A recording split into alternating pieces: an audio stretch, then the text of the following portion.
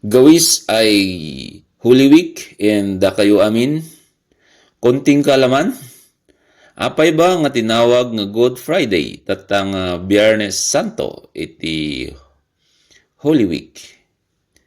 Tinawag nga good gapo iti nauneg nga pamati wenno paniniwala that it resulted in the victory of salvation leading to the resurrection on Easter.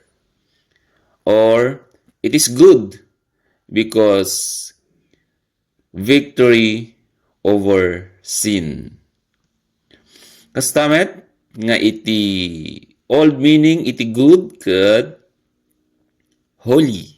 So idi tawag da ka Holy Friday or mabalin nga kuno mo Holy Friday. Good Friday commemorate the crucifixion, suffering, and death of Jesus Christ. So, ano naman ang Monday, Thursday? Ba't tinawag na Monday ang Thursday ng Holy Week? Monday means mandatum, command, or mandate. It refers to the new commandment Jesus gave His disciples during the Last Supper. At ano itong commandment na to? John 13:34, love one another as I have loved you. Aginayat kayo, kas iti panagayat ko kada kayo. So, Monday, Thursday, Monday means mandatum or command or mandate.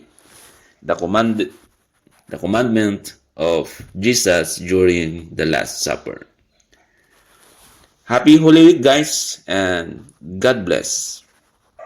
So, dito yung nagapo dyan kantang agi inayat kayo, daytoy tibilin ko, kas panagayat ko kada kayo.